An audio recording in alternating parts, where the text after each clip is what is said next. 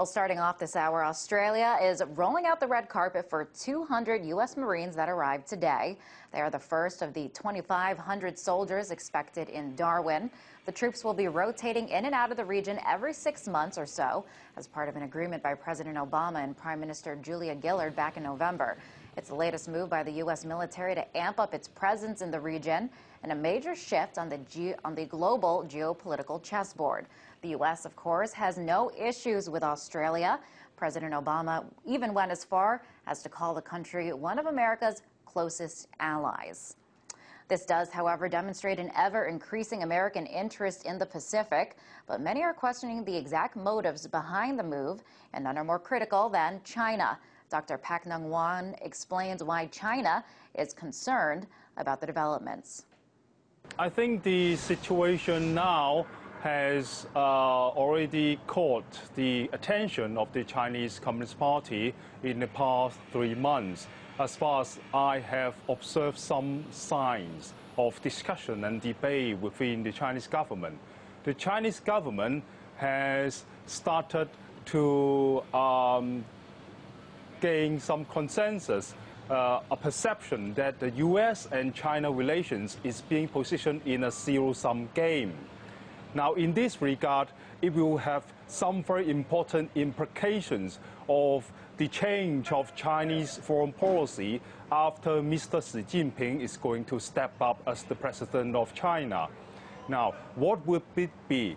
I think is one of the possibilities is for the Chinese government for the future, apart from continue its resource-focused diplomacy and economic-oriented diplomatic and activities in the overseas, the Chinese government is going to consider to take a more assertive and more active position to try to influence the internal politics of other countries, number one.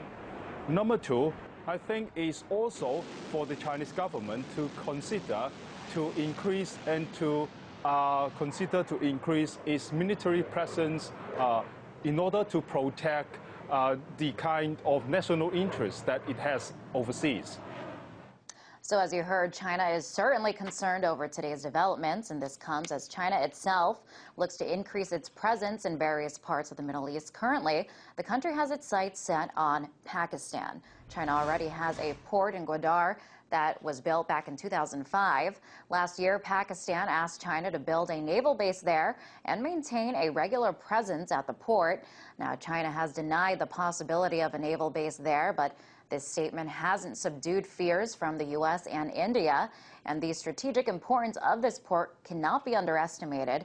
It is quite close to the Strait of Hormuz, which is where 1/5 of the world's oil travels through, and it was the scene of a tense standoff between American and Iranian naval forces months ago after President Mahmoud Ahmadinejad threatened to shut the waterway down. And today's developments, along with China's interest in the region, shows how the chess pieces of these two global powers are slowly gravitating toward one another. We will continue to follow this story as it expands.